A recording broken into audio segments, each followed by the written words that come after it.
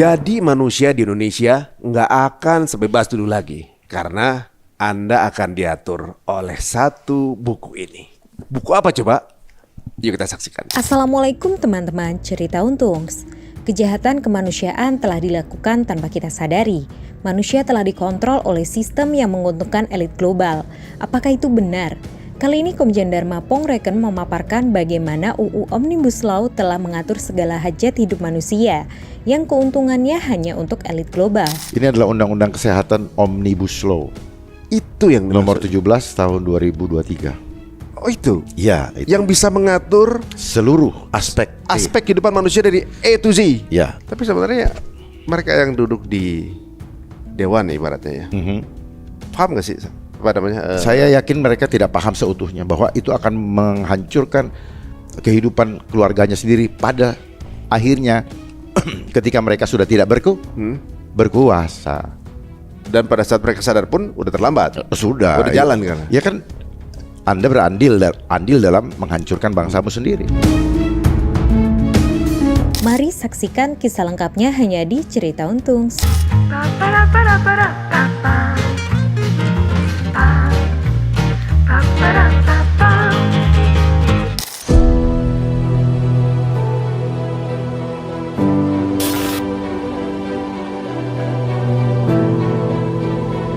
Wafatkan kami semua nanti ya Allah dalam keadaan husnul khatimah.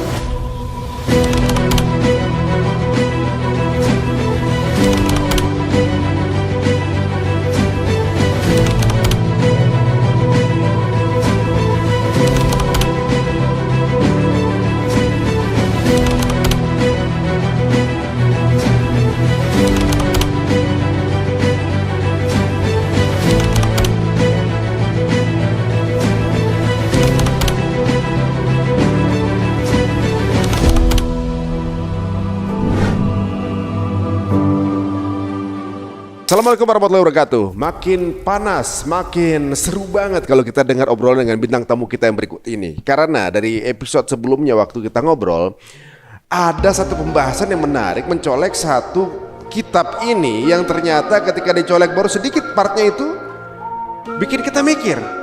Dan ada kengerian juga sih di dalamnya yang membuat teman-teman yang nonton Cerita Untung meminta kalau berani coba dicolek lagi lebih dalam apa aja sih isinya gitu kan. Nah ini kitabnya nih katanya bukan kitab ya, maksudnya buku ini kalau dijalankan ini bisa menggantikan segala perundang-undangan yang pernah ada atau bahkan juga bisa mengeliminasi segala jenis peraturan dalam kitab suci bahkan. Ini luar biasa nih. Yuk kita ngobrol sama Bang Dharma. Assalamualaikum. Waalaikumsalam. Waduh sehat ya.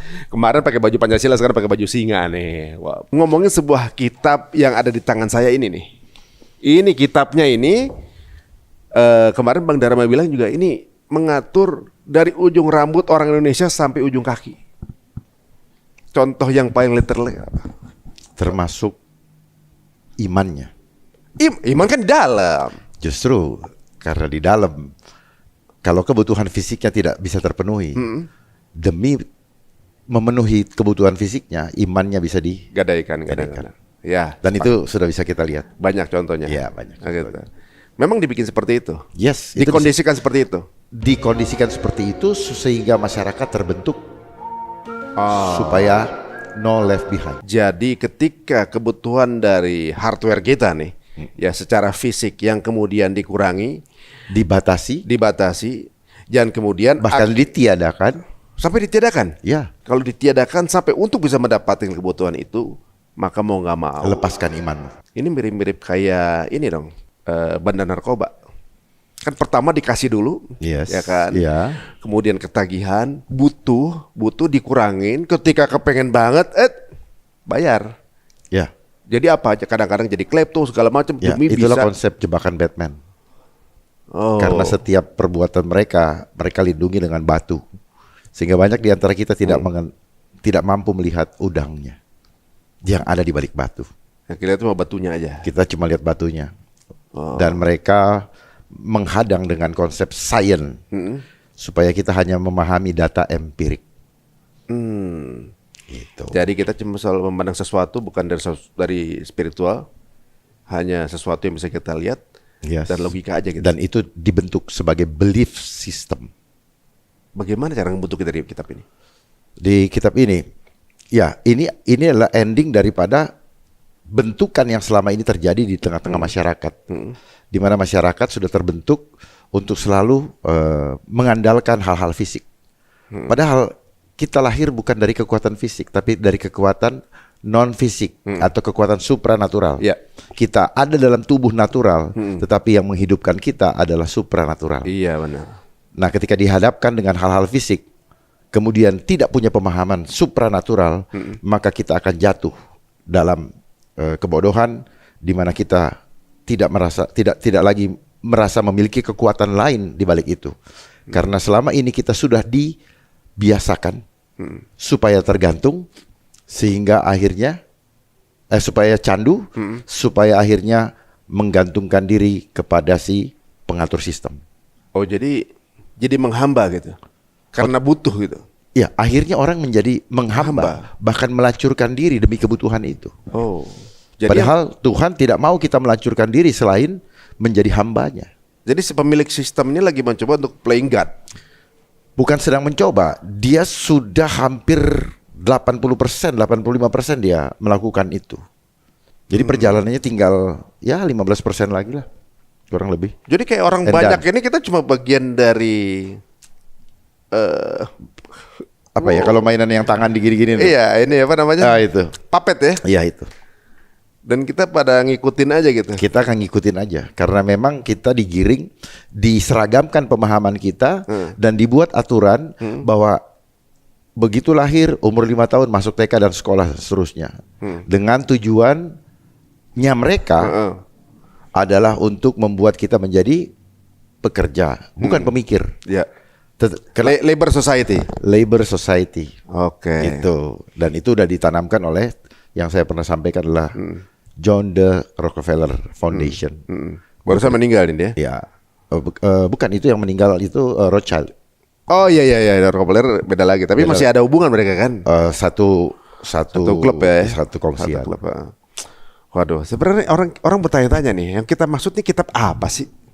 Yang kita omongin ini buku apa sih? Ini adalah Undang-Undang Kesehatan Omnibus Law Itu yang nomor dimaksud. 17 tahun 2023. Oh itu. Ya, itu. Yang bisa mengatur Seluruh aspek kehidupan manusia dari A to Z. ya Untuk orang Indonesia. Ya, khususnya di dalam pergerakan tubuh maupun kebebasan beriman. Kenapa sampai mikirin iman segala? Karena ini adalah konsep sistem Dajjal. Dia ingin no left behind. Makanya program yang dicanangkan oleh mereka adalah Sustainable Development Goals. Sustainable menjadi budak. Total control. Nah Bang, misalnya ada yang melihat kita kan nggak sependapat nih misalnya. Iya. Pasti ada, pasti Pak pro dan kontra itu hal yang biasa ya ibaratnya. Hal yang biasa karena emang itu dibentuk. Karena selama ini jadi mereka ini sudah dibentuk dengan satu pemahaman yang sama. Ya, frame yang sama. Ketika kemudian ada satu pemikiran di mana bahwa ini begini loh, itu akan dianggap halu gitu. Ya. Atau Ya, memang pandangan itu diciptakan seharusnya kita punya pandangan yang sama. kepengennya begitu si pemilik sistem. Harusnya kita mempunyai pandangan yang sama karena kita punya fitrah yang sama. Iya. Seharusnya. Ya. Karena kita adalah media dari yang menghadirkan kita di dunia ini. Sehingga kita harus membawa pandangan yang sama tentang dia di dunia ini. Tetapi ada lawannya yang tidak menginginkan kita tertinggal atau ingin kita binasa. Karena yang menghadirkan kita di dunia ini tidak menginginkan kita binasa dan tertinggal satupun dalam kebinasaan. Tetapi mereka yang mengendalikan sistem dunia inilah yang adalah puppet daripada Dajjal. Mereka lah yang memainkan peran ini, peran playing God untuk membuat runtuhnya iman-iman supaya kita tidak bisa kembali lagi kepada Sang Halik. Nah pertanyaannya kenapa yang diambil dari sisi kesehatan? Kan bisa aja ekonomi, Ya. kan bisa aja apalah pengaturan dari sisi militer lah, apa gitu, atau politik atau gimana. Kok kesehatan? Masuknya dari kesehatan kenapa? Karena ini kunci. Kunci gimana? Kunci. Ekonomi, kalau tidak sehat, ekonomi tidak jalan. Oke. Pertahanan, kalau tidak sehat, Ya. tidak. Jadi kesehatan adalah ketahanan nasional Terakhir. pilar yang terakhir. Kenapa mereka mengambil isu kesehatan yang paling terakhir? Karena sudah pada tahap mereka harus bisa mengendalikan baik pikiran, perasaan, dan langkah hidupmu. Ya, pikiran, perasaan, dan langkah hidupmu. Kenapa? Karena lewat isu kesehatan, maka mereka berhak mengontrol, mengendalikan tubuh. Dan jiwa. Dan of course otomatis, karena kalau tubuh saja, tubuh mati nggak peduli mereka. Ya, justru mereka yang mau mereka inginkan adalah tubuh hidup yang ada jiwanya, supaya jiwanya bisa direbut lewat ketakutan. Jelas? Jelas tidak? Makin apa namanya? Menyeramkan ya sebenarnya. Tapi kita lihat dulu ya teman-teman ya. Maksudnya jangan langsung serem dulu. Apakah benar by data yang diomongkan oleh Bang Dharma? Oke, kita mulai dari mana coba Bang? Tunjukin ke saya. Apa jika memang ini mengatur dari fisik kita sampai jiwa kita, yang kemudian ini orang kalau baca mungkin nggak menganggap seperti itu, tapi ketika difahami ternyata bisa mengatur sampai ke sana. Di part mana? Oke, sebelum saya teruskan lagi sedikit yang tadi ya. Kenapa jiwa? Karena di jiwa itu ada fitrahnya Tuhan. Ya. Dan itu yang ingin mereka modifikasi. Sehingga ada kata modifikasi, modified. Modified dengan fitrah yang bukan dari Tuhan. Makanya ketika sebelum Ratu Elizabeth meninggal, mereka melakukan ritual pemotongan untaian DNA. Yang tadinya dari double helix, dia rangkaikan menjadi triple helix. DNA-nya siapa? Manusia, ritualnya saja. Ritualnya. Ya, ada datanya. Dengan tujuan? Ya, supaya DNA-nya bukan lagi DNA fitrah. Kan DNA itu kan singkatan dari deoksiribonukleat acid. Deo itu kan Tuhan. Oksi itu kan nafasnya Tuhan. Gitu. Jadi apa yang sedang kita bicarakan sekarang sebenarnya dia mau merusak itu. Supaya kenapa isu kesehatan adalah pintu masuk untuk alasan menyentuh tubuh. Ngotak-atik tubuh, betul? Sehingga mereka punya kesempatan untuk memasukkan racun ke dalam darah yang adalah tempat DNA kita, dan dengan menggunakan jarum. Oke? Sehingga berubahlah fitrahnya, berubahlah sel-selnya, berubahlah genetiknya. Time will tell. Ya, dan banyak yang genetik berubah. Tubuhnya manusia, perilakunya menjadi garang seperti binatang. Kenapa sains selalu mengajarkan kita untuk mengisi otak kita, tetapi tidak membuat kita menjadi semakin beradab? Karena kita dari kecil tidak pernah ditanamkan adab yang sesungguhnya dan dipraktekkan di dalam kehidupan kita. Karena pondasi hidup ini, Tuhan tidak cari orang pintar. Yang Tuhan butuhkanlah orang-orang yang beradab. Yes. Tetapi apakah selama kita di sekolah kita diajarkan adab? Ya. Jangan membunuh, jangan berbohong, jangan pukul temanmu, jangan mengejek temanmu, jangan serakah. Jangan bully. Apakah dari kecil kita sudah diajar untuk mengenali manusia? Tidak. Supaya bahwa manusia itu adalah ciptaan Tuhan dan dia mulia, sehingga kau harus memuliakan. Terus apa yang harus kita perlukan di dalam hubungan manusia? Hubungan yang baik, punya empati, punya kasih sayang, saling asah, saling asih, saling asah, saling mewangi, silih mewangi. Bukan seperti yang terjadi sekarang. Ya. Saling membuli, saling menjelekkan, saling merendahkan. Inilah ya akibat daripada apa? Akibat daripada sistem edukasi yang dibangun oleh manusia-manusia yang tidak beradab. Dan belum waktunya diisi dengan ilmu pengetahuan. Kita diisi dengan ilmu pengetahuan yang membuat kita semakin jauh dari adab. Tetapi yang seharusnya lulus dulu adab, baru isi dengan ilmu pengetahuan. Dan ilmu pengetahuan ini adalah ilmu yang membuat adab dia semakin kuat. Bukan ilmu yang merusak adab mereka. Iya. Seperti bom atom juga itu kan merusak. Iya. Nah. Ya, apa yang terjadi? Karena ini dikembangkan sistem Homo homini lupus. Manusia menjadi serigala bagi manusia yang lain. Manusia, siapa yang kuat, dia yang menang. Hukum rimba dong. Ya, ini hukum rimba.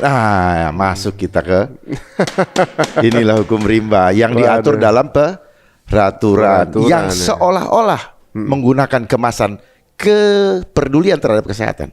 Namun isinya adalah siapa yang kuat, dia yang menang. Siapa yang kuat dia menjadi serigala bagi domba-domba yang lain. Jadi sebenarnya benar juga ya.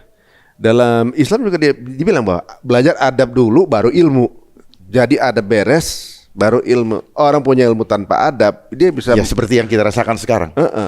Ngerjain ya, di setting, tipu-tipu dan sebagainya. Dan nggak ada malunya. Nggak ada. Karena kalau udah nggak ada adab, malu mah kumangke cek Sunda nama.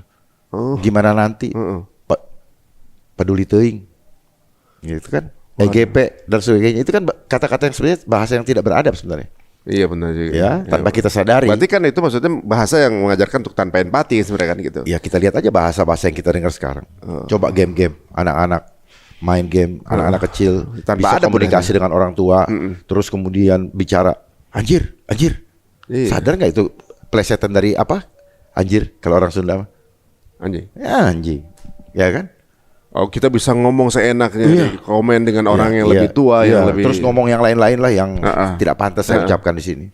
Makanya kayak dulu mungkin ya orang tua kita mengajarkan adab. Yang ibaratnya dalam keluarga kita menilai sesuatu dari value. Bukan dari angka kalau sekarang. Iya. Sekarang tergantung angka. Makanya banyak korupsi. Ya, karena orang mau mendapatkan penghargaan Angka juga. dari angka, terserah dapatnya dari mana. Apalagi sejak kecil kita diajarkan menabunglah untuk hari tua. Jadi masa tua masa yang menakutkan. Kalau kamu tidak menabung, kamu cilaka di hari tua. Banyak sekarang orang yang mau menabung di hari tua. Begitu muncul sistem ini, uangnya mencelakakan dia. Bisa hilang begitu saja. Dan mungkin saja dia akan bunuh diri karena semua yang udah dikerjakan bertahun-tahun dengan mengalami berbagai macam ujian, dengan lolos dari tangkapan KPK lah misalnya, atau ledakan-ledakan yang sebenarnya dia takuti. Ya. Tapi gimana pun caranya cari tabungan, nipu orang, pokoknya itu tabungan.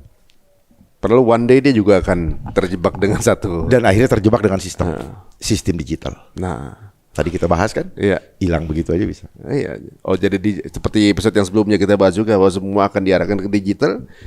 Ketika digital itu kemudian sudah bisa dikontrol, and then semuanya tinggal numbers yang bisa dirubah. Ya semua itu yang dibilang apa? Discrap. Kebawa semua udah. Habis selesai. Omnibus Law. Men, nambung lagi ke situ. Omnibus Law. Bus itu alat angkut. Omni itu semua atau banyak, dari bahasa Latin omnis. Clear ya? Ya. Sekarang gini, daripada disangka nanti kita main asumsi ini, Bang. Kita mulai buka bukunya deh. Ya, silakan. Ya. Di part mananya bahwa di state di sini bahwa mengatur sampai ke hajat hidup manusia, bukan cuma fisik tapi juga sampai spiritual kita, sampai jiwa kita diatur. Ada nggak di sini? Oke. Kalau ini mau dikupas satu-satu, mungkin 1 minggu nggak selesai. Ya. Iya. Kenapa? Karena semua bacaan di sini, pasal-pasal yang dicantumkan, itu betul-betul detail dan maknanya adalah kebalikan daripada yang kita pikirkan. Jadi mereka memberikan masalah imajiner dan memberikan solusi imajiner. Solusinya pun imajiner. Imajiner dalam arti apa yang kita pikirkan solusinya tidak seindah warna aslinya. Terlihat seperti solusi. Ya, Kadang-kadang padahal jebakan Batman. Itu kalau di game tuh kadang-kadang solusi itu another trap. Iya betul. Ya bukan solusi, kadang-kadang another trap sebenarnya. Yang looks like a solution gitu kan. Makanya mereka membuat istilah apa? Lepas dari mulut Harimau ke mulut. Nah, kira-kira itu sama. Ah. Yes. Yang mudah difahami deh, Bang. Ya. bagaimana caranya untuk kita bisa dalam waktu satu sesi ini kita paham bahwa something yang ini kan untuk sesama kita ya yang tinggal di Indonesia ya. Misalnya ya pasti juga nanti ada pihak yang melihat ini bisa sebagai masukan. Ya. Gitu ya. Apa mungkin ini perlu untuk kita revisi atau juga mungkin bisa diedit atau segala macam gitu kan. Karena terbitnya buku ini pun dulu dengan berbagai apa namanya pergolakan kan gitu. Enggak. Mudah sekali. Oh, dulu rame demonstrasinya, Bang. Demonstrasi itu kan industri, ya kan? Industri gimana? Ya, sekarang yang demonstrasi paham nggak yang diperjuangkan? Saya mau tanya, siapa yang demonstrasi? Nanti saya ulas yang diperjuangkan apa. Gitu. Misalnya yang buruh waktu itu pernah buruh, mahasiswa pernah juga. Kalau buruh kan bicara Omnibus Law Cipta Kerja. Beda lagi? Beda. Enggak bukan buruh saat ini? Bukan. Oh, yang ini yang terakhir. Ini beda dengan yang kemarin rame itu. Beda. Oh, yang ini beda. Ini ngatur lahir aja gitu. Kalau itu ngatur cara kita dapat makan. Kalau ini ngatur seluruh hidup kita untuk diam dan diatur total oleh sistem sampai kita mati. Ini kalau ada yang nggak sependapat sama Bang Dharma. Ya kan ada di sini, ngapain nggak sependapat? Kita buka sini. Dan nggak apa-apa nih kalau mau challenge. Ini ada di sini kok. Nanti kita lihat. Oh gitu. Susahnya apa? Katanya kan bicara data. Ya data ada. Misalkan saya bawa buku ini. Coba Yang pertama ya. Ini kan undang-undang kesehatan. Dari definisinya saja di pasal 1 ketentuan umum. Silakan dibuka biar sama-sama paham. Ya, dari pasal 1 saja sudah ada keanehan. Keanehan ini pasal 1. Ya. Keanehan dalam definisi kesehatan. Kesehatan adalah suatu keadaan sehat seseorang, baik secara fisik, jiwa maupun sosial, dan bukan sekedar terbebas dari penyakit. Lalu buat apa ini? Berarti ini bukan tentang penyakit, bukan terbebas saja untuk memungkinkan hidup produktif. Jadi kuncinya di produktif. Ini orang kalau nggak produktif berarti nggak sehat, out of system. Gitu. Dianggap nggak sehat. Termasuk kemampuan dompet atau finansial kita itu kan sosial. Jadi seperti mengganggu sistem nih kan. Ya. Yang dimaksud berarti ini sehatnya itu adalah misalnya fisik, jiwa maupun sosial. Jadi kalau kita punya circle yang dianggap nggak sehat oleh sistem, maka kita dianggap sinting semua. Termasuk saya. saya dianggap jiwa saya tidak sehat kan gitu. Kan di sini jiwa sehat. Karena kan ukuran atau patokan definisi ini kan sesuai dengan maunya mereka. Ya, tidak disebutkan di sini fisik yang model apa, badan gede kah atau apa, jiwa. Jiwa seperti apa.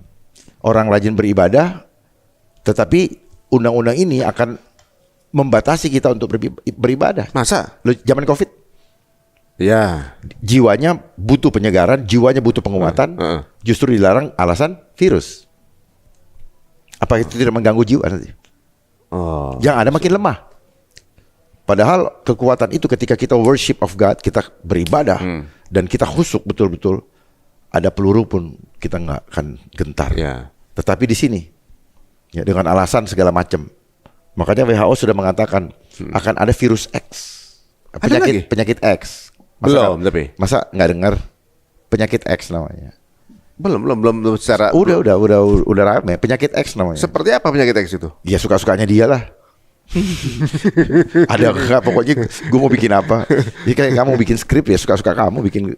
Kayak Twitter kan keluarnya X tuh kan. Ini penyakit X. Saya pikir penyakit kecanduan Twitter. Nggak gitu. Semacam pandemi ya. Ya. Jadi dari sini kelihatan ada yang aneh. Padahal yang menjadi pertanyaan, ini orang yang bikin peraturan ini punya jiwa bener nggak? Jadi saya balikin lagi, Pak Ari. Nih pembentuk undang-undang ini sebenarnya punya jiwa yang benar tidak? Iya, semestinya. Kalau dia punya jiwa yang benar, dia harusnya tidak menandatangani ini. Dari sini aja, dia tidak menandatangani ini. Karena di sini ada nanti sesuai dengan norma-norma agama. Pertanyaannya dia takut Allah apa tidak? Apa takut duit? Ya, jadi banyak hal-hal di sini. Kita bisa kupas nanti di asas-asasnya. Berperi kemanusiaan asasnya.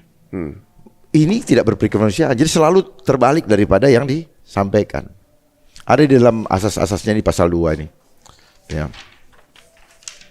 Biar paham ya. Justru sebaliknya. Keseimbangan, apa yang seimbang? Nomor 7. Peri kemanusiaan, keseimbangan, manfaat. Peri kemanusiaan, dari mana peri kemanusiaan nanti? Nanti bisa kelihatan di pasal-pasalnya. Manfaat untuk siapa? Betul? Buat kita apa buat mereka yang mengatur ini? Buat mereka. Ilmiah yang mana? Yang tadi saya bilang. Ilmiah justru membuat orang supaya jangan lu beriman sama yang mencipta lu. Bahwa yang menciptakan lu itu tidak hebat atau gagal. Istilahnya kalau di mobil apa? Produk gagal lo. Iya. Sehingga lu perlu suntikan, perlu direparasi, perlu ini oleh ilmunya manusia. Padahal manusia itu juga adalah ciptaan Tuhan yang tidak mampu menolong hidupnya. Gitu. Ini scientific berarti ya jatuhnya? Ya, jadi lu jangan beriman deh. Gitu. Iya ya. Nih. Scientology nih. Iya. Pemerataan. Nah, pemerataan itu apa maksudnya? Rata semua lo, nggak ada diskriminasi. Ya kirain pemerataan secara ekonomi. Kan ini tidak bicara ekonomi, dia bicara kesehatan. Ya. Gitu. Perlindungan dan keselamatan. Ini melanggar pasal ini. Dia melindungi, tapi dia menista kita. Kita tidak justru dia tidak melindungi. Bahasanya melindungi dalam konteksnya mereka. Tapi kita punya kebebasan di kudeta. Gitu. Penghormatan terhadap hak asasi dan kewajiban, ya. Keadilan untuk siapa? Non diskriminasi artinya apa? Hajar semuanya, nggak ada yang tersisa.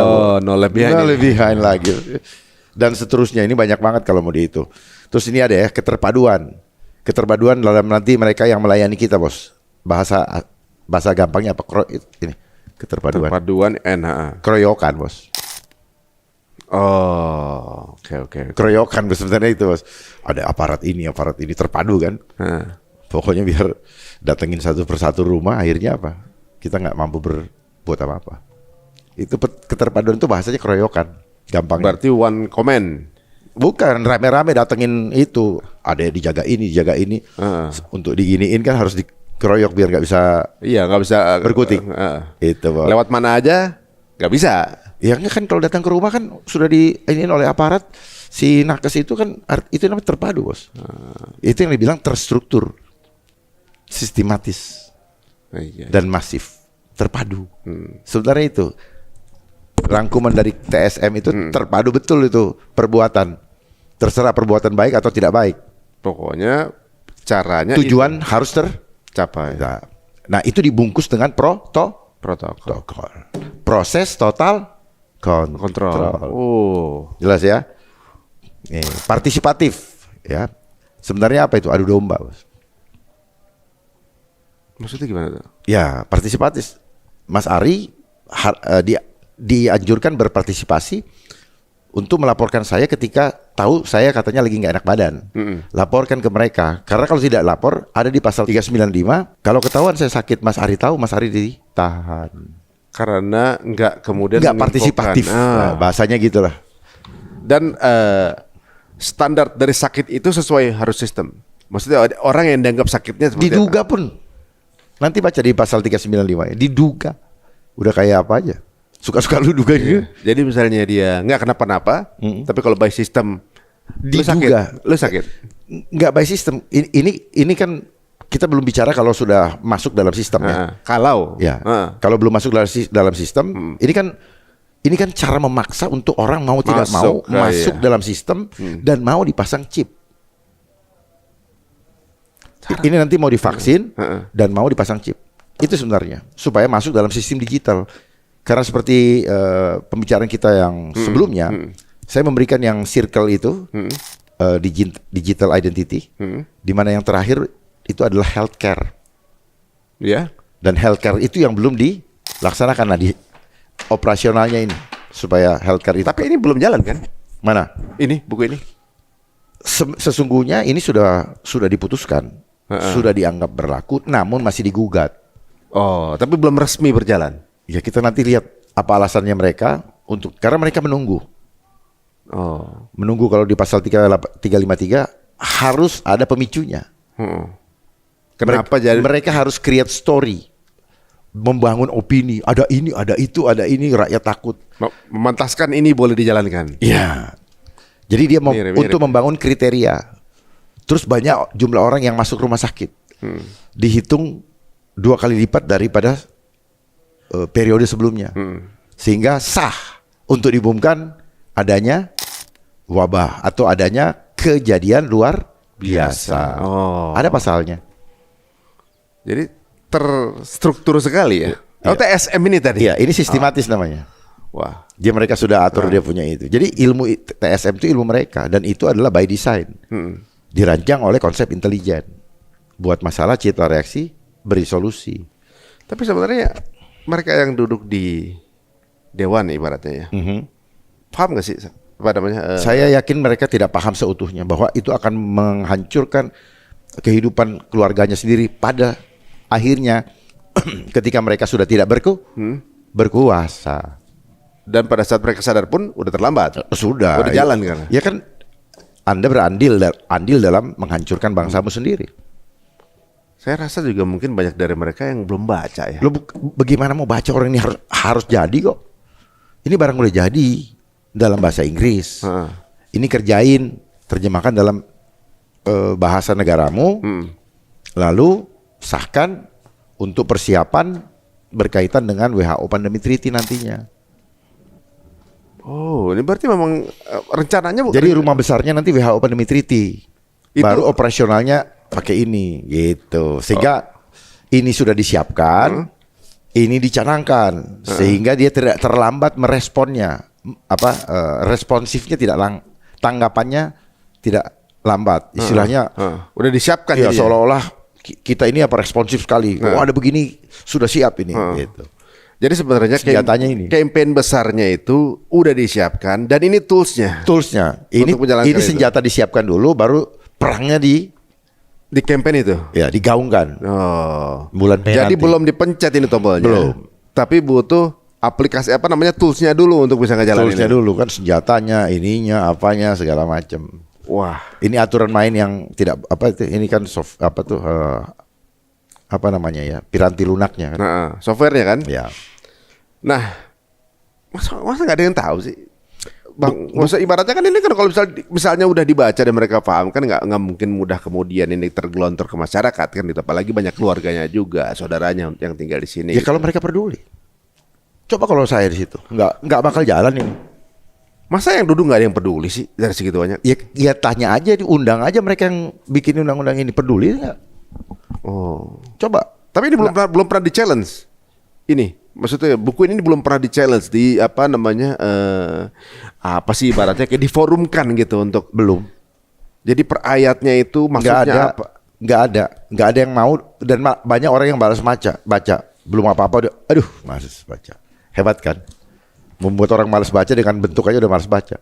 Iya sih, emang kalau segini banyak sih ya banyak kerjaan lain yang dipikir yang Iya. lebih penting gitu. Paling Ini penting. ini saya udah sobek-sobek, saya ini udah sobek-sobek, saya ini lagi. Ini Bang Dharma udah baca? Ini lihat semua, udah saya tandain semua ini. Wah, padahal Bang Dharma ini belum duduk di sana ya, tapi udah ngebaca nih. Berarti memang beliau ini peduli ya sebenarnya dengan apa yang akan terjadi ini. Misalnya nih Bang, ini udah dijalankan semua seperti udah sesuai dengan apa yang sudah ada di sini. Apa sih yang ada di masyarakat bentuknya nanti? Apa sih yang kita kehilangan apa gitu? Dan apa sih yang mungkin bisa terjadi sama masyarakat? Yang pasti kita kehilangan hak asasi kita. Kita kehilangan kebebasan. Akan terjadi pembatasan sosial seperti kemarin, tetapi lebih sistematis. Karena dikawal oleh suatu struktur yang terpadu tadi. Dan diberlakukan secara masif. Dengan tekanan, dengan skala besar, Ya. dan tekanan yang tinggi. Sehingga supaya apa? Supaya kita nggak bisa lagi berpikir. Oh. Sehingga kita diharapkan menyerahkan kepada mereka. Itu sama dengan apa? Sia-sia kita hidup selama ini. Jadi Bang Dharma mungkin secara implisit apa eksplisit ya, secara tidak langsung mengatakan ada kemungkinan pelanggaran hak asasi manusia. Implisit. Implisit ya. Ya. Ada kemungkinan nggak pelanggaran hak asasi manusia dalam undang-undang ini? Bukan ada kemungkinan. Undang-undang ini adalah undang-undang dibuatnya saja sudah melanggar. Bukan prosesnya ya. Prosesnya juga sebenarnya tidak prudent. Tidak prudent karena apa? Begitu tergesa-gesa. Ini diinisiasi tahun 2022 bulan Mei. Sempat tidak terdengar kabarnya, tahu-tahu tahun 2023 bulan Maret muncul kembali. Bulan 7 disahkan oleh DPR. Langsung disahkan. Disahkan. Dan bulan 8 atau bulan 9 ditandatangani oleh Bapak Presiden. Gitu. Oh gitu. Ya, jadi undang-undang ini sendiri isinya atau mensreanya niat jahat. Jadi sebenarnya undang-undang ini adalah undang-undang yang berisi tentang pelanggaran-pelanggaran terhadap hak asasi kita sebagai manusia ciptaan Tuhan yang mulia. Jadi makanya saya selalu menyampaikan bahwa ini adalah undang-undang kejahatan kemanusiaan yang mengkudeta otoritas Tuhan di dalam kehidupan kita, khususnya tubuh, terutama jiwa. Kalau ada yang menyanggah teori ini, berani Bang? Berani aja, kenapa? Kita lihat, you yang nyanggah sekarang, jangan sampai saya challenge triliunan ketika ini terjadi, berani bayar saya. Karena saya udah lihat sekali. Nggak, misalnya ada upaya apa nih? Apa upayanya supaya Gugat ke MK, gitu. gugat ke MK? Gugat ke MK, Mahkamah Konstitusi. Namun kita tahu bahwa kepercayaan sama sekali sudah tidak ada. Walaupun kita dipaksa-paksa, ya kan masih ada orang lain yang baik. Tapi faktanya orang baik, tapi kalau tidak berani menyatakan kebenaran sama aja bohong. Banyak orang-orang baik, pemikiran idealis, keberanian mengambil risiko, itu yang kita tidak pernah dapatkan. Karena mereka mementingkan kepentingan dirinya, keluarganya, dan Dirinya? keluarganya dan kelompoknya. Atau mungkin malas untuk punya masalah? Ya, of course kan, dengan gitu kan otomatis itu kan selfish. Ya. Berarti tidak amanah dong. You duduk di suatu jabatan, disumpah sama Tuhan, disumpah sama pemuka agama, demi Allah, demi Allah. Artinya apa? Apapun yang dilakukan harus tunduk kepada perintah-perintah Tuhan. Tidak boleh melanggar satupun ketetapan dan juga perintah Tuhan. Apalagi public service ya gitu kan? Berarti Karena mereka disumpah. Kecuali kalau sumpah tidak dilakukan, atau sumpah ini aja hanya sumpah serapah, atau sumpah palsu, ya lain cerita. Ya nggak usah formalitas kelihatan dibikin kayak kusuk banget gitu loh. Pakai kitabnya dia. Pakai kitab, berdiri, terus segala macam lah ritual-ritual fisik yang sebenarnya hanyalah seremonial, hipokrit ya, seremonial, formalitas. Jadi ternyata setelah saya pahami, sumpah ini aja hanya sumpah formal. Lip service. Sumpah formal. Kenapa sumpah formal? Ya sekolahnya aja ijazahnya formal. Formalitas jatuhnya. Iya, jatuhnya formalitas, kehidupan formalitas. Lihat aja tuh acara acara protokoler itu kan formalitas. Duduk di depan, disambut formalitas, yang terhormat. Akhirnya tidak pernah masuk ke substansi apa yang mau dibahas, dan hidupnya formal. Jadi yang penting terlihat batunya, terlihat di hadapan publik, kelihatannya baik, ya kan? Tapi what's hidden nggak ketahuan gitu. Oh ya, itu yang diciptakan oleh sistem terbentuk karena kehidupan ini mereka berusaha untuk menyembunyikan modus operandi. Itulah kenapa tadi bilang kan biasa ada yang pro dan kontra, biasa antara yang mau mempertahankan kebenaran dan yang tidak mau kebenarannya terungkap. Makanya dibilang ada modus operandi. Opera itu apa? Opera, drama. Motif daripada dramanya. Drama daripada motif kenapa dia melakukan kejahatan itu. Itu makanya terjadi pro dan kontra. Yang buat siapa? Ya mereka juga. Yang the ruling system of this world. Sampai di sini paham nggak? Paham. Kalau nggak paham tolong saya diulik. Tapi begini, berarti mereka sudah disumpah, sudah semestinya menjalankan atau juga mungkin lebih kritis untuk hal-hal seperti ini ibaratnya kan? Enggak, kalau bisa lebih kritis bukan wajib, harus. Iya, maksudnya ketika ada penyangkalan akan sesuatu yang kemudian dilarikan kepada meja mereka untuk memberikan sebuah keputusan, ya mereka harus kulik dong sebenarnya kan. Semuanya mana yang kira-kira melanggar sumpah dia, mana yang ini kan rakyat berarti bos dia nih kan. Iya. Untuk kemudian bos saya nih ada. Ternyata itu cuma retorika, Pak. Rakyat menjadi bos retorika. Berarti Supaya orang halusinasi. Jadi sebenarnya yang halu bukan kita. Orang yang disodorin mimpi-mimpi palsu. Dan sebentar lagi akan semakin marak namanya imajinasi palsu. Yaitu penggunaan vision reality. Wih, sampai Virtual. ke situ. Ntar dulu. Nah, ke situ ya, ke situ ya. Menarik juga nih guys. Jadi kalau pakai pemakaian VR segala macam itu ada bagian dari sistem. Tapi nanti kita tahan dulu. Misalnya udah sampai ke MK. Tadi kan ke MK nih. Ya. Ke MK.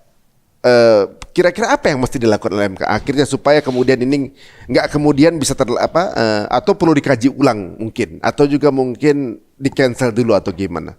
Apa yang mesti dilakukan oleh MK? Ya memang tidak semudah membalik tangan ya. Karena undang-undang ini jadi karena ada kekuatan besar dunia yang mendanai pembuatan undang-undang ini. Sehingga undang-undang ini dapat terselesaikan dalam waktu yang sesingkat-singkatnya. Ya proklamasi dong. Iya dong. Undang-undang ini kan mau membatalkan NKRI dan Masa sampai NKRI? oh iya, membatalkan NKRI dan membatalkan NKRI dan menghancurkan NKRI dan membatalkan proklamasi kebangsaan. Di part mananya? Di part mananya yang menunjukkan itu? Kalau membatalkan NKRI? Sekarang kita baca di alinea kedua dan keempat. Di sini nggak ada. Di sini nggak ada. Alinea pertama, alinea kedua di dalam pembukaan Undang-Undang Dasar 45. Merdeka, bersatu, berdaulat, adil dan makmur. Bagaimana dengan ini? Merdeka. Ya, boro-boro merdeka. Boro-boro bersatu. Ini kan maksudnya mengatur, bukan berarti membelenggu kemerdekaan gitu yang dimaksud di sini. Mengatur kan artinya membelenggu. Tapi kan ini sudah melampaui beyond, melampaui batas. Batas dari mengatur. Daripada mengatur. Dia sudah mau mengatur kehidupan yang haknya Tuhan. Dan itu hak asasi. Padahal itu juga kebutuhan dia dan keluarga dia. Dia mengatakan ini apa? Jiwa. Jangan jiwanya yang buat ini pun belum tentu benar. Makanya kan rame, boleh dicek kejiwaannya ini. Benar nggak? Jiwanya jiwa yang takut sama Allah atau bukan takut sama Allah? Kalau bicara jiwa itu bicara ke sana. Mungkin yang takut dengan sistem. Ya, mereka yang harusnya terkena dengan undang-undang ini, bukan kita. Iya, benar-benar. Orang yang punya kesadaran tinggi tidak masuk dalam kesehatan jiwa, Pak. Justru yang buat ini yang harusnya dicek kejiwaannya. Merdeka, berdaulat, adil dan merdeka bersatu. Merdeka tidak bersatu sudah diacak-acak dengan konsep politik adu domba. Merdeka bersatu, berdaulat, adil dan berdaulat pasti tidak. Apalagi adil dan makmur. Yang pertama aja enggak kok. Yang keempat, belum lagi tujuannya. Bagaimana tujuan ini tercapai? Semakin lama kita semakin jauh dari cita-cita dan tujuan proklamasi. Tujuannya apa? Melindungi segenap bangsa. Dan segenap tumpah darah. Melindungi enggak? Bukan melindungi. Ini maksudnya melindungi kan dibuat ini. Bagi apa yang pembuatnya ini pasti kan dia buat melindungi mereka berbuat seenak-enaknya sama kita. Ya. Memajukan kesejahteraan umum. Yang ada ekonomi hancur. Rakyat tidak bisa beraktivitas lagi. Di mana-mana pertanian sudah dikuasai oleh mereka. Ya. Karena mereka punya uang, mereka beli. Mereka ini. Sehingga rakyat tidak punya ruang untuk mendapatkan kebutuhan hidup yang layak. Ya. Terus yang ketiga adalah mencerdaskan kehidupan bangsa. Bukan cerdas intelektual sebenarnya yang terpenting. Apa itu? Kecerdasan spiritual. Dan itu dilupakan. Itulah yang membuat kita melihat bagaimana bangsa ini berkembang semakin tidak beradab. Karena itu dilupakan. Padahal spiritual itulah yang membuat manusia punya etika, adab, moral, dan adab. Adab itu menjadi perilaku. Makanya ini adalah revolusi peradaban. Jauh juga ya berarti. Wah, jauh. Dia mau di-scrap semua dengan Omnibus Law supaya no left behind. Tapi kalau nggak sesuai dengan undang-undang dan juga Pancasila, semestinya sudah ada yang komplain dong nih. Ya, sekarang saya sudah berteriak di mana-mana, nggak ada yang peduli. Kenapa? Karena keberanian mengambil risiko yang tidak ada. Oh, Jangan berharap dari mereka-mereka yang sedang diberikan kursi yang empuk. Karena kursi empuk membuat dia lupa berdiri. Kalau perlu bayar kembali untuk tetap mendapatkan kursi yang empuk. Kalau perlu ganti dengan kursi yang baru, yang punya teknologi sampai bisa pijit-pijit. oh jadi pelayanan paripurna ya. Ya kan ada yang sambil duduk itu yang di kakinya kan, pijit-pijit, iya ada di sini. Ada tuh ya? Iya kan ada kan dijual di. Ada itu ada. Maksudnya ketika menjalankan tugas ada juga tuh mereka Ya kan kalau ada duit kan semua bisa dibeli, Bos. Siap.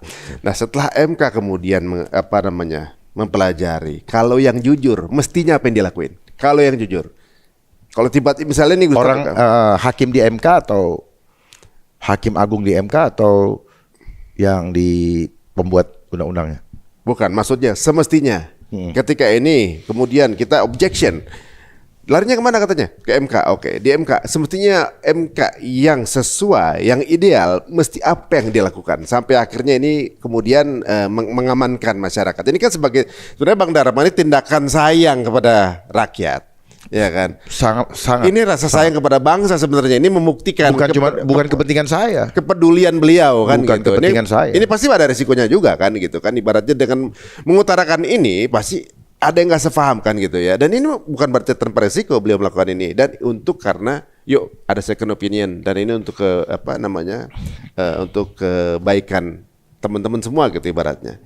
Nah misalnya masuk ke MK, idealnya apa yang mesti dilakukan supaya ini kemudian perlu dikaji ulang? Pasal-pasal yang berbahaya, pasal-pasal yang mengeliminir hak asasi manusia, ya, yang paling mendasar untuk bisa memilih jalan hidupnya, menerima atau menolak, itu harus dihapus.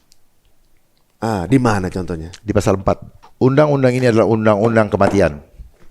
Yang benar sampai ke situ. Buktikan sama saya. Maksudnya mengatur hidup dan mati. Mengatur boleh hidup dan harus mati. Parah. Loh, boleh Yang di benar. Ya, orang mungkin bilang ini nanti lihat ya. Ini halaman 9. Pasal 4 ya. Pasal 4. Oke. Ya, huruf F. Silakan dibaca. Menentukan sendiri pelayanan kesehatan yang diperlukan bagi dirinya secara mandiri dan bertanggung jawab. Iya dong. Menentukan sendiri pelayanan kesehatan. kesehatan yang ini. Oke, ini F ya. Baca yang H. Menerima atau menolak sebagian atau seluruh tindakan pertolongan yang diberikan padanya setelah menerima dan memahami informasi mengenai tindakan tersebut secara lengkap. Jadi boleh ini malah. Benar bro. Bagus kan? Ini kan hak asasi Oke, nih. Sip. Oke. Oke. Itu aja dulu 2. Nah, sekarang baca di ayat kedua huruf ya ayat kedua dan ketiga. Ya. Hak secara mandiri sebagaimana Pelan-pelan. Hak secara mandiri sebagaimana dimaksud pada ayat 1 huruf F dikecualikan untuk pelayanan kesehatan yang diperlukan dalam keadaan gawat darurat dan atau penanggulangan KLB atau wabah. Dia sudah membuat kriteria nih dalam keadaan gawat darurat dan atau bisa sendiri-sendiri atau bisa bersama-sama. Penanggulangan KLB dan atau wabah. Jadi artinya dia membatalkan kembali yang di atas tadi. Mengecualikan ya berarti ya. Ya, tidak berlaku. Kalau keadaannya Dikecualikan artinya tidak berlaku. Itu. Kalau Jadi keadaannya tidak kayak boleh gini ya, tidak boleh mandiri. Makanya kenapa sekarang lihat di koran-koran, lihat di media, sebelum itu diresmikan saya udah bilang, mereka sedang membangun begitu banyak rumah sakit. Mereka sedang menyiapkan begitu banyak lulusan kedokteran. Lihat pidato salah satu calon capres bahwa Indonesia membutuhkan 140.000 Iya, saya dengar. dokter. Untuk apa? Untuk apa? makin banyak dokter, makin banyak kesempatan memasukkan racun ke dalam darah dengan menggunakan jarum. Bukan membuat itu, tetapi secara perlahan-lahan tubuh kita dilemahkan. Survival kit kita. Titik-titik signal-signal spiritual, kemampuan spiritual kita mulai dilemahkan. Jadi aplikasi Yang Tuhan sudah kasih. udah diinstal aplikasinya, nggak kepake. Bukan nggak kepake, Dimatikan. dimandulkan. Ai. Ya, dimandulkan supaya tidak punya kemampuan regenerasi sel, tidak punya kemampuan memperbaiki diri. Dan itu jadi gini loh, apa yang sudah Tuhan kasih, Tuhan udah tahu cara menyelesaikannya. Iya. Kita nggak usah sok-sokan meneliti, tetapi ujungnya untuk jadi duit, ngerti nggak? Sebenarnya begitu. Ya, jadi kuasa Tuhan mau rekayasa, dimanipulasi, mulai dari pemikiran kita sehingga kita mau menerima konsep yang sudah memanipulasi pikiran kita dan menjadikan kita budak untuk menerima sesuatu yang sebenarnya membuat kita berada dalam kondisi dungu. Jadi ujung-ujungnya duit juga ini. Bukan ujung-ujungnya, itu sasaran antara bagi pelaksana. Oh. Karena ini ada proyeknya. Kalau ada proyek berarti ada duit, ada transaksinya. anggaran, betul kan? Betul. Ya, lihat aja. Kita masuk lagi ke pasal 3 ya. Hak sebagaimana Sebentar. Jangan pasal 3. Ayat 3-nya. ayat 3-nya ini Ya, kan. itu ayat 3 bukan pasal. Oh, bukan pasal 3. Jadi pasal 4 ayat ayat yang 3. ketiga. Ini Hak sebagaimana dimaksud pada ayat 1 tidak berlaku. huruf H tidak berlaku. Yang Nah, tadi ini. Ya, kita balik lagi ke huruf H. H ini adalah menerima atau menolak sebagian atau seluruh tindakan Tuhan. Ini mandiri kan? Berarti ini hak asasi nih. Yang F kan. Yang F, H juga ini. Kalau H kan tadi jadi tidak jadi kan. Oh, maksud- tidak berlaku. Ini dibatalkan berarti. Iya, ini cuma buat seneng-seneng doang nih awalnya. Boleh. Tapi ketika dia menentukan kejadian luar biasa atau diumumkan wabah oleh WHO, maka pasal ini yang berlaku. Sebenarnya dalam semasa Nah, ini kita terkait dengan WHO Pandemi Treaty. Karena WHO Pandemi Treaty artinya negara menyerahkan kedaulatan tubuh rakyatnya kepada WHO untuk mengatur segala sesuatu kehidupan kita di dunia. akan ada kan undang-undang itu. Kenapa? Akan ada kebijakan itu. Itu yang saya sampaikan, WHO Pandemi Treaty, traktat perjanjian kesehatan yang mengikatkan diri kepada organisasi kesehatan dunia. Jadi One Central Control of Health. One Health, satu sehat. Episode sebelumnya guys. Nyambung semua ya. Nyambung. Ini memang semua itulah konspirasi, bos. Sebenarnya nyambung. Nah, konspirasi itu permufakatan jahat yang tadinya terlihat tidak ada benang merahnya dan akhirnya menyatu dalam satu sistem yang terintegrasi. Makanya bahasa integrasi dari mereka. Ada lagi nih dari integrasi dari mereka juga. Mereka kan terintegrasi, Integrated Pak. ya. Iya, integrated system kan. Wow. Dan didescribe dengan Digitalisasi. semua jadi satu. Jadi semua yang ada di sini yang bisa hak-hak kita sebelumnya, Ya. yang memang ini sepertinya ideal ya kalau kita baca ya kan. Itulah Idealnya. Itulah cantiknya. Tapi ternyata semua keidealan ini akan jadi nothing when it comes to wabah. Wabah diumumkan wabah, Heeh. terserah wabah apaan Heeh. yang di-create dengan melalui narasi, gitu. Membangun opini dengan narasi-narasi yang mereka siapkan kata-katanya. Ya. Makanya kan kalau mereka mau, Heeh. ya, biar mereka dengar nih. Kalau mereka mau bikin narasi, libatkan saya, pasti kalian aman. Oh iya. Walaupun saya tidak ahli kesehatan, tapi narasinya saya ikut buat. Jadi maksudnya Batal semua itu narasi. maksudnya apa dia? Jadi kalau secara nggak langsung ini dari ini jatuhnya apa ya? Berarti mentadaburi ya ibaratnya, mengulas. Ini adalah keidealan dari hak asasi manusia. Bagaimana kita memiliki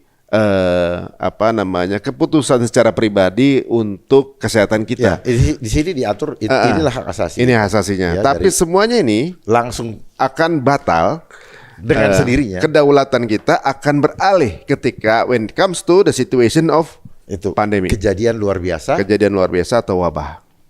atau wabah. Dan. Jadi kejadian luar biasa ini ya kalau dia mau bilang hari ini kejadian luar biasa, lu bilang apa? Oh, langsung berubah itu? Berubah. Jadi berlaku. Oh. Cuman kan nggak ada standar khusus KLB itu apa aja gitu? Oh ada. Sekian banyak orang masuk rumah sakit. Itu KLB? Ya, dia membangun kriteria seperti itu. Dua kali lipat daripada periode sebelumnya. Iya. Sehingga sah lah di Masuk nih kategori. kategori itu. Nah makanya sekarang kan sudah banyak yang saya dengar mulai digiring masuk lagi ke ke rumah sakit banyak yang di sana dengan sebutan adanya pneumonia gitu. Pneumonia? Ya, Pneumonia bukan udah sudah lama itu? ya kalau mereka mau bilang itu pneumonia ini mau bilang apa? Oh. Pneumonia. Jadi Ya, tuh. standar atau wabah atau KLB segala macam ini yang menentukan Ya adalah manusia juga sebenarnya Oh, dengan oke. alasan menjaga keselamatan rakyat sebagai hukum tertinggi. Coba lihat nanti riset-risetnya. Nanti mereka kalau ngomong gini malu deh. Saya harus sampaikan sekarang biar nanti mereka punya rasa malu apa tidak. Dan nanti tampilannya mukanya muka yang prihatin ya kan di depan layar televisi. Yang kesannya care padahal dia juga baca disodorin sama ahli-ahli, lu baca aja nih. Ditampilkan si yang membaca itu kelihatannya orang itu ngerti padahal orang itu juga nggak tahu bahwa dalam tahap tahun sekian, bulan sekian ya agendanya ini. Ya, dananya udah ada. Tapi Bang Dharma waktu kejadian pandemi kemarin udah tahu atau ngebaca dari kejadian itu? Sudah tahu. Udah tahu sebelumnya? Udah tahu. Cuman kan mereka menggunakan sistem bagi orang yang tidak percaya langsung dijemput kan. Memang sih, banyak kan udah. yang bicara hilang udah. Iya. Tujuannya kan memang seperti itu, membungkam. Membungkam kebenaran dengan takut-takutin orang kan gitu. Gitu. Berarti Bang Dharma nggak ini dong, nggak apa? Vaksin? Kok baru bertanya sekarang sih? Enggak kan itu 3 kali. Berarti Bang Dharma nggak bisa kemana-mana dong? Ya saya kan udah bilang, saya terima resikonya. Life is choice. And the choice is in your hand. Oh iya. Jadi memilih nggak bisa kemana-mana. Ya, karena itu keputusan iman. Oh. Lakukanlah setiap keputusan hidupmu menjadi keputusan imanmu. Apa yang Anda pilih merupakan keputusan iman. Memang nggak mudah berarti sebenarnya guys ya.